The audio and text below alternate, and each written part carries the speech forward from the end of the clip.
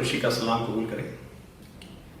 जैसा कि आप जानते हैं कि ऑल इंडिया मजलिस मुत्तहिदुल मुस्लिमीन की आगाज़ गुजरात में बाज़ाब्ता तौर पर पार्टी की जानिब से कर दिया गया है।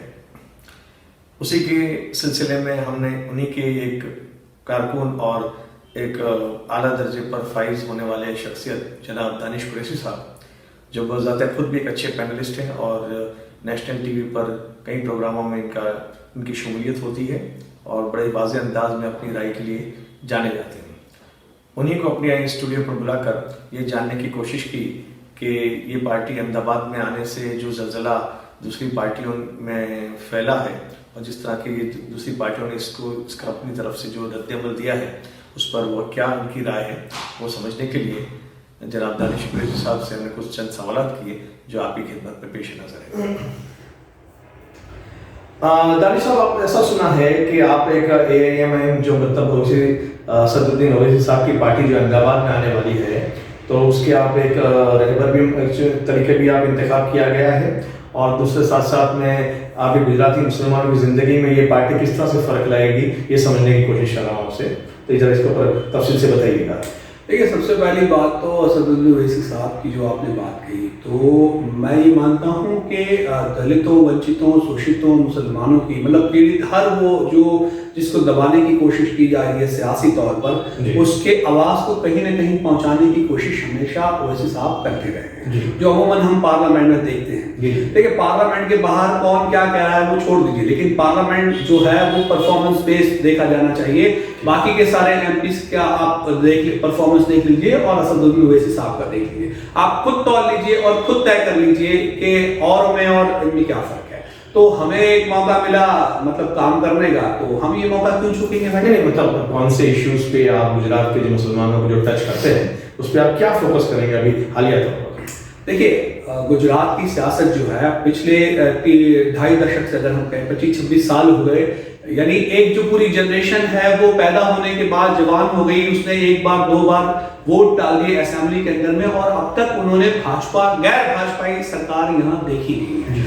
और आलम ये हो चुका है कि आखिरी परफॉर्मेंस जो अगर कांग्रेस का देखा जाए 2019 का, 2017 में हमारे असेंबली चुनाव हुए थे, 2019 में तो इनका बिल्कुल सफाया ही हो गया, 26-0 पे रह गए। मतलब 0 पे रह गए तो अब इनके पास तो कुछ बचा ही नहीं। कोई टीम अगर 0 पे आउट हो जाती है तो उसके बाद तो बचता ही क्या है, मतलब आपने कोई व्हाइट बॉल लो बॉल भी डाल दिया तब भी मैच जीत ली जाएगी। जैसे कि आशाम विस्तार धारा का जो मामला है जी, और दूसरे जो टच खास खसूसी तौर पर अहमदाबाद को मुसलमानों को टच करते हैं, तो उसमें आपकी पार्टी का मौक़िफ़ क्या रहेगा? देखिए, हम अशांत धारा या और कोई भी मामला जो किसी भी तरीके की कानून किसी भी जाति को, किसी भी धर्म को, किसी भी विशेष समुदाय को अगर टारगेट करते होंगे तो हम बिल्कुल उनके साथ खड़े हैं, चाहे अशांत धारा हो चाहे और कोई कैसे भी सारे कार्य कानून हो का। अगर अशांत धारा की हम बात करें तो ये अशांत धारा तो religious based, faith based segregation करने की कोशिश की है, लेकिन जैसा कि मैं पहले भी आपके चैनल में बता चुका हूं उस्मान भाई कि एक अशांत धारा अनडिक्लेयर अशांत धारा भी है कि जहां आप देखेंगे कि स्वर्ण सोसाइटी में शूद्रों को मकान नहीं मिला जाता, तो हमारे लिए वो भी प्रायोरिटी में रहेगा, वो हमसे बाहर नहीं है। तो मतलब जहां जहां आवाज दबाने की कोशिश की जाएगी अवाम की, वहां हम अपनी आवाज बुलंद करेंगे। आप क्यों कहना चाहते हैं कि मुसलमानों के साथ साथ आप जो ऐसे दलित तबका और जो ऐसा मजलूम तबका है जो और मेजोरिटी से भी बिलोंग करता है उसी की भी आप हिमायत करेंगे? बिल्कुल, हमारी तो सेक्युलर पार्टी है। आप देखिए, BTP छोटू भाई वसावा के साथ हमने अलायंस किया है और उसके बाद मतलब खुद असदुद्दीन ओवैसी साहब है और उसके बाद हम ये कोशिश कर रहे हैं कि बाकी का जो OBC और दलित जो तबका है उसको कैसे साथ लाया जाए और हम बिल्कुल जोड़ने की राजनीति करेंगे। जो गुजरात में कई दशकों से तोड़ने की राजनीति कर रहे थे उसका काउंटर हमारा जोड़ने की। तो मैं ये समझूं कि आप नॉन मुस्लिम्स कैंडिडेट भी फील्ड करेंगे आने वाले? बिल्कुल, यकीनन। आप देखिएगा जब पैनल निकलेगी तो मतलब लोग हक्के बक्के रह जाएंगे कि मतलब अनएक्सपेक्टेड कैंडिडेट्स मिलेंगे आपको।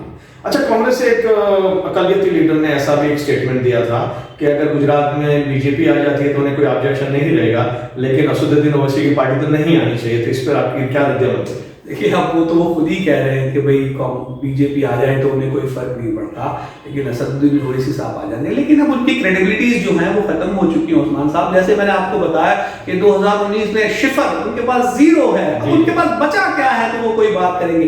वो अब फाइट में ही नहीं है, अब प्रदेश में जो फाइट है वो आप देखेंगे तो भाजपा और एआईएमआईएम के बीच में है।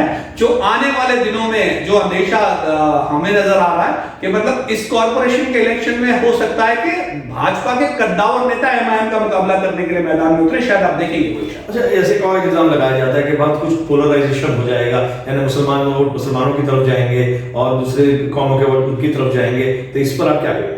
देखिए, पोलराइजेशन की बात तो ऐसी है कि पोलराइजेशन का पॉलिटिक्स तो हमेशा से कांग्रेस करती रही है। आप मुझे बताइए कि what's the definition of polarisation? होना ये चाहिए डेमोक्रेसी में कि जिसकी जितनी आबादी है उसकी सत्ता में उसकी हिस्सेदारी है, होनी चाहिए। तो क्या मेरी आबादी, मेरे सोच में रखने वाले जो लोग हैं उनकी आबादी के मुताबिक क्या उनकी सत्ता में हिस्सेदारी है? क्या ओबीसी के पास उनकी हिस्सेदारी है? दलितों की और एससी की इसलिए उनके पास हिस्सेदारी है क्योंकि रिजर्वेशन है, और अगर रिजर्वेशन ना होता तो उनका आलम भी यही होता जो मुसलमानों का और बाकी की सारी कम्युनिटीज का कर रखा है उन्होंने। दरअसल सियासत तो एक बहते पानी जैसा है, जो चाहे इससे मुंह धो ले, जो चाहे इससे इस्तेमाल कर ले जिस तरह से।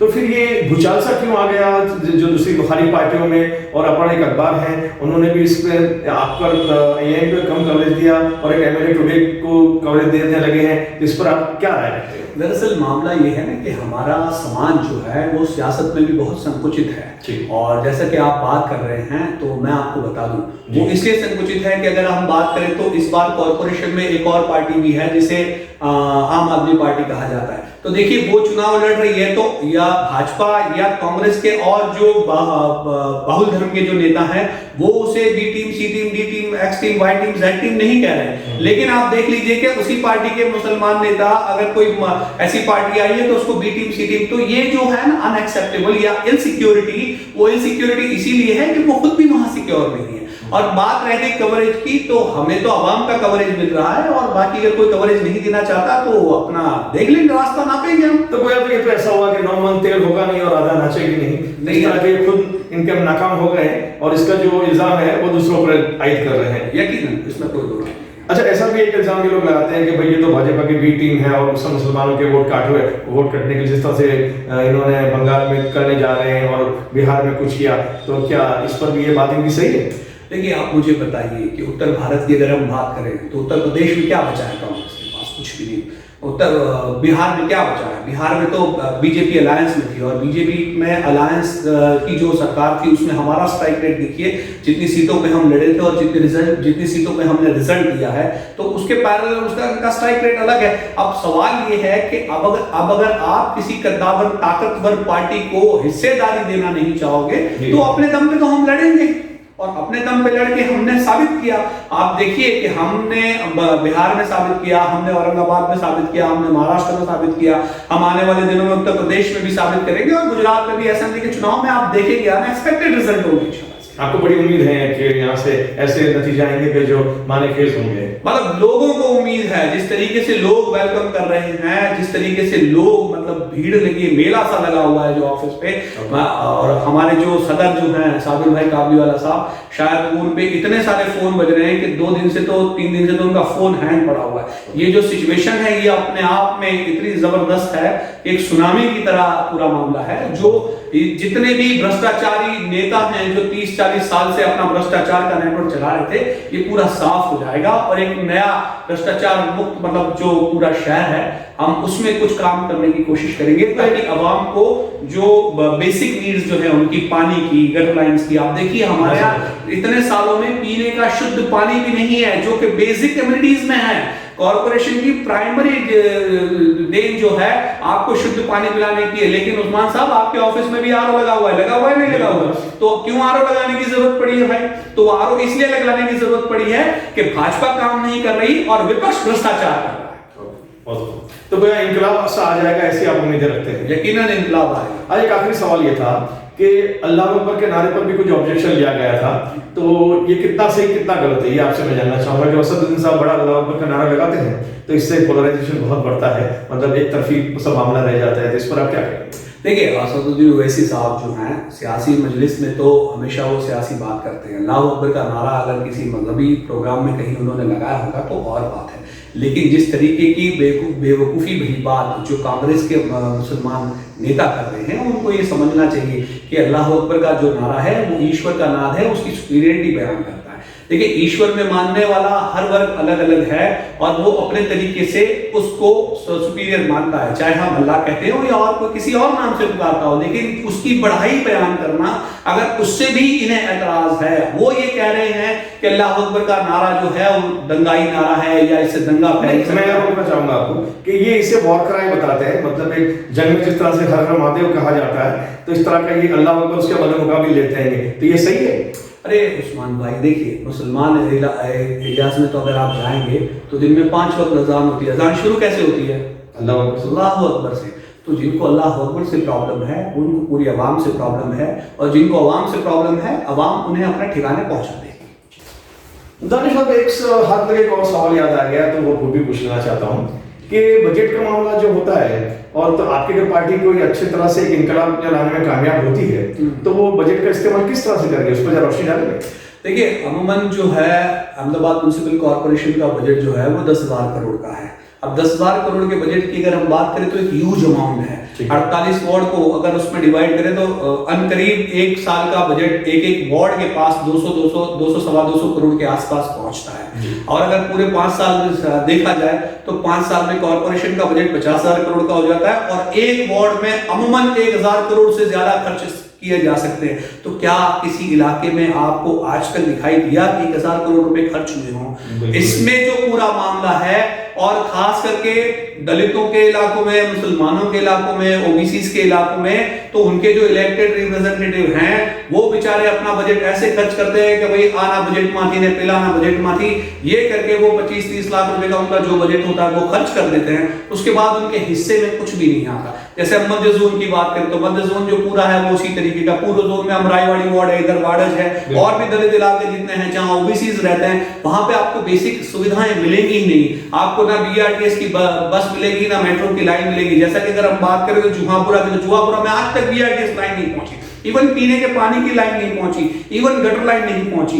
तो सवाल ये है कि मीडिया को जो इनसे सवाल करना चाहिए कि 10,000 करोड़ सालाना अगर बजट है, तो इस बजट का पर्सनल कॉर्पोरेट के बजट को छोड़ के बाकी के बजट का इस्तेमाल कहां हो रहा है? मैं आपकी तवज्जो दिलाऊं, मैं माफ कीजिएगा, आपको मैंने रोका, कि जैसे मिसाल के तौर पे रिवर फ्रंट है, आप रिवर फ्रंट की इस तरफ देखिए जो शिमाल इस तरफ मशरिक की जानिब और मगरिब की जानिब, तो उसमें भी आपको वाज़ेह फर्क नजर आएगा कि यहाँ पे जो डेवलपमेंट है तो बिल्कुल एक गरीब सा फीलिंग आती है, और आप उस तरफ से चले जाए तो हर तरह की इमारतें, शानदार चीजें बनी हुई हैं, उसको कॉर्पोरेशन भी उसे डेवलप कर रहा है। उसी तरह से आप आश्रम रोड क्रॉस करते हैं दूसरे इलाकों में जाइए तो अलग मामला है, और जो इंफ्रास्ट्रक्चर की फैसिलिटीज होनी चाहिए वो हमारे इलाके में नहीं है। तो क्या इस पर भी आप कुछ करेंगे? देखिए, ये तो आपने बहुत बड़ा फर्क दिखा दिया। मैं तो जैसे कि पहले आपने जो सवाल किया था उसमें मैंने आपको बताया, आप मध्य जोन का टीडीएस चेक कर लीजिए और मैं पश्चिम जोन का टीडीएस चेक कर लीजिए, दोनों के टीडीएस में जो फर्क निकलेगा, मतलब यहाँ आपको 800-900 से ज्यादा टीडीएस मिलेगा, वहां 200 के टीडीएस नहीं मिलेगा।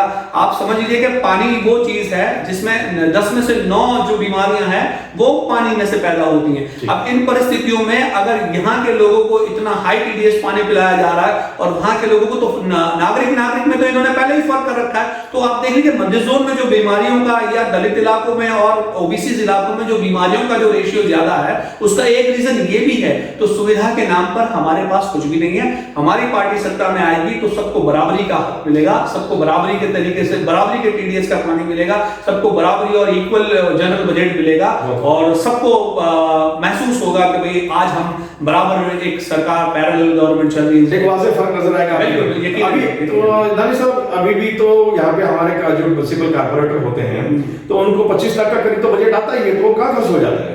देखिए, वो जो बजट है वो बेसिक इंफ्रास्ट्रक्चर में तो इस्तेमाल कर नहीं सकते। सपोज मान लीजिए अगर कोई रोड भी कंस्ट्रक्ट करना है तो 25-30 लाख रुपए कोई बड़ा अमाउंट नहीं हुआ, लेकिन मामला ये है कि बड़े बड़े इंफ्रास्ट्रक्चर्स का जो काम होता है वो आपको जनरल बजट में से ही करना होता है, जो मैं आपसे कह रहा हूँ। लेकिन जनरल बजट इस्तेमाल कहाँ होता है?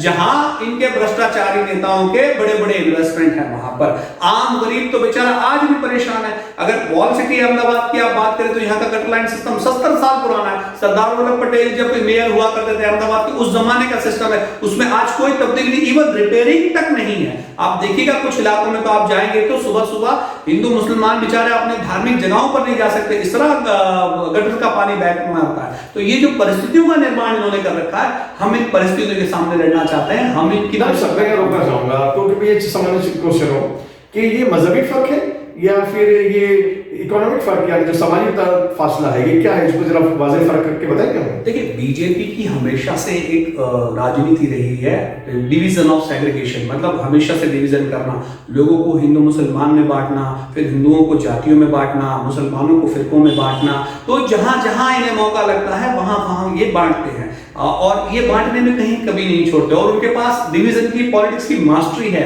और कहीं ना कहीं विपक्ष का जो रोल होना चाहिए वो इस तरीके का रोल है कि जैसे उनको पूरा सपोर्टिव है। आप देख लीजिए 26 साल हो गए, मतलब अपोजिशन के पास क्या कोई ऐसा मुद्दा ही नहीं बचा कि वो पावर में आ सके? कोई जगह नहीं है इनके पास। तो आपकी पूरी तकरीर का माउसूल ये हुआ कि विपक्ष बिल्कुल 0% रह गया, उसका कोई रोल ही नहीं रहा, और बल्कि इस तरह से इनके ताउन दे रहे हैं कि बीजेपी की जो पॉलिसीज है उसको ये ताउन अंदर से पीछे के दरवाजे से कर रहे हैं, इस तरह का तासीर। बिल्कुल, इसीलिए तो हम कह रहे हैं कि हमारी तो सीधी लड़ाई अब भाजपा के साथ है, और कोई पार्टी तो हमारे उसमें राइवल में ही नहीं है, वजूद में बिल्कुल बिल्कुल कोई नहीं है, क्योंकि वो तो खुद 26-0 पे बैठे हुए हैं, तो वो कहां से हमारे राइवल हुए? वो राइवल नहीं है, वो जाकर अब आवाम में अपना कॉन्फिडेंस एस्टैब्लिश